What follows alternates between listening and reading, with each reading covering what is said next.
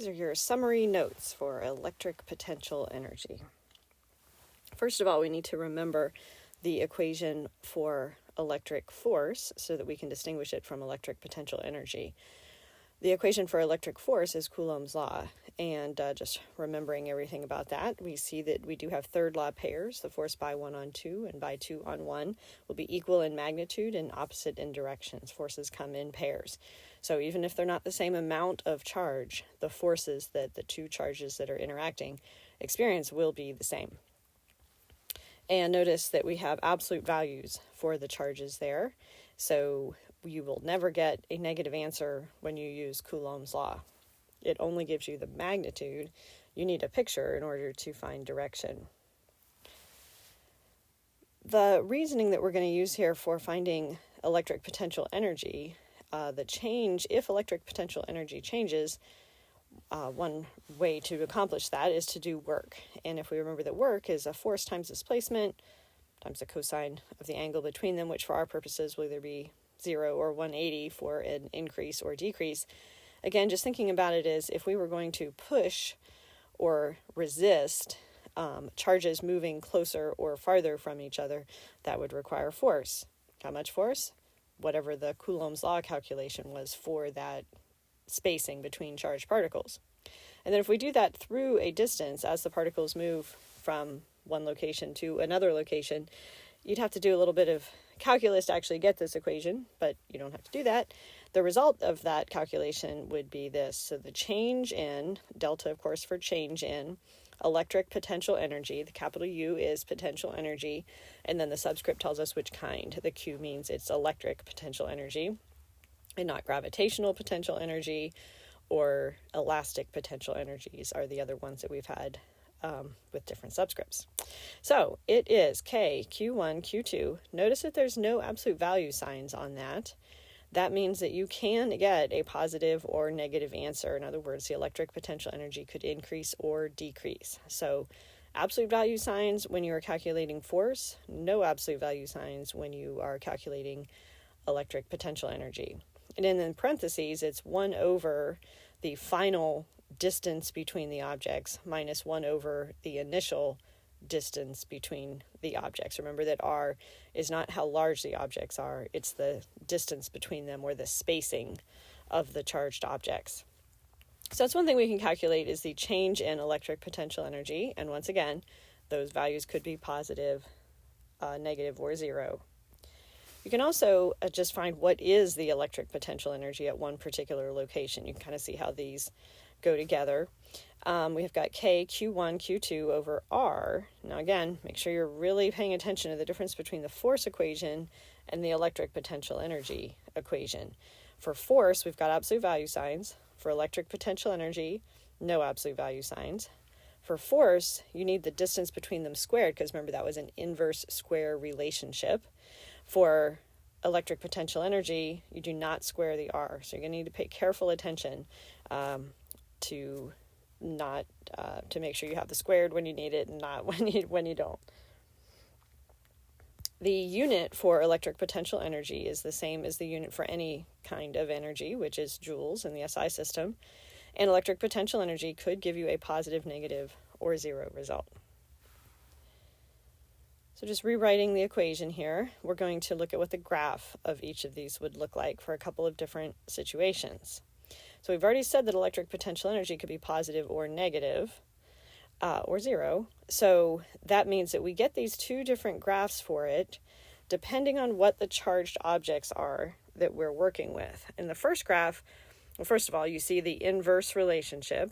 As distance increases, the electric potential energy decreases because you're dividing by a bigger and bigger number, which implies that if R was infinity, if the particles were an infinite distance apart from each other, you'd be dividing by infinity. So you're basically, that's where electric potential energy is 0, is if your charged particles are an infinite distance apart.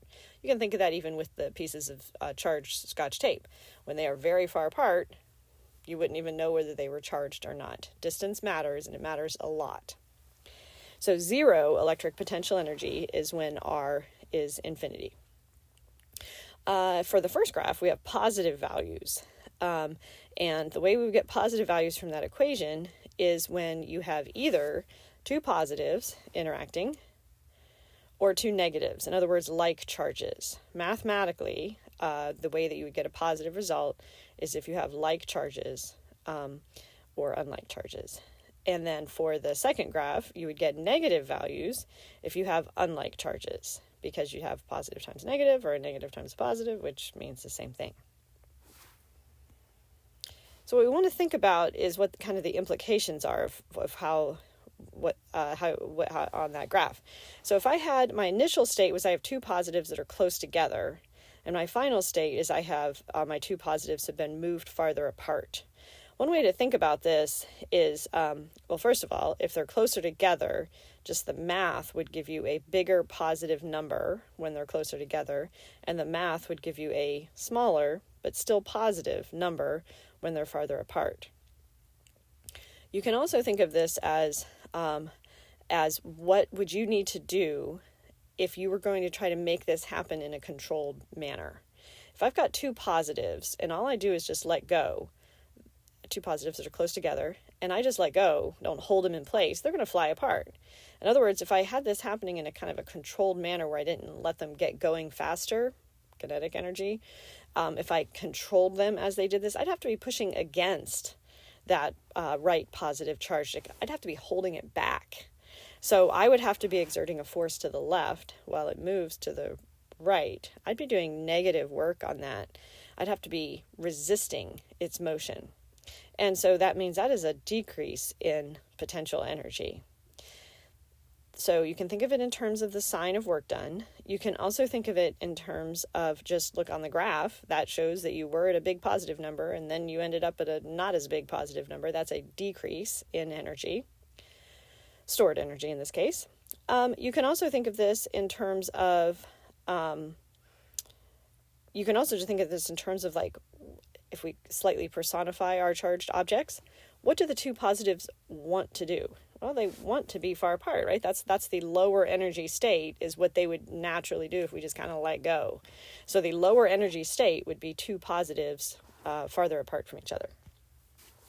So that means that the change in electric potential energy would be negative for that situation. A decrease in electric potential energy. For the bottom graph, you have negative electric potential energy. And again, that comes from the math. And also because we have two options for charges, right? We either have like or unlike charges. We have to account for that. We can't get the same result for two positives as we do for a positive and a negative, or for a negative and a negative. So here's our situation for this. We've got a positive and a negative. We have unlike charges, and they start off close together and they end up far apart. In other words, the initial distance is a small number. The final distance on that r-axis is a bigger distance. They have moved farther apart from each other. Mathematically, when you put this in the equation, you will get a big negative number to start with because you're dividing by a small r, and you will get a smaller but still negative number for the final state because you're dividing by a bigger r.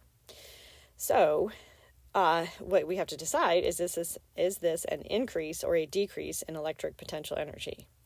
One way to think about that is just look on the graph. Which way did we go on that UQ, the electric potential energy axis, the vertical axis?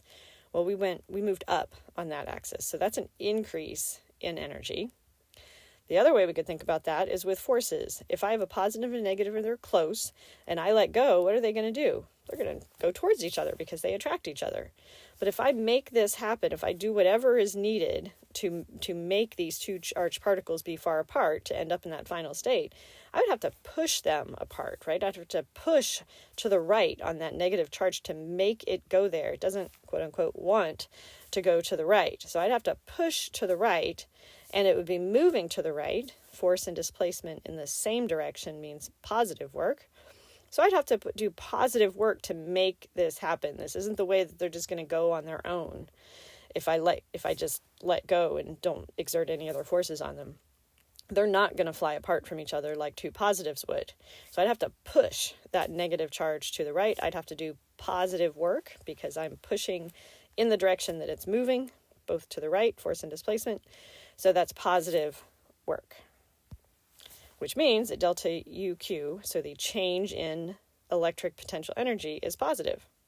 That is an increase in electric potential energy. These concepts will really help us, believe it or not, when we get to circuits and batteries and wires and currents and voltages and stuff like that. So if we understand these concepts, they will help us later as well as now. Thank you very much.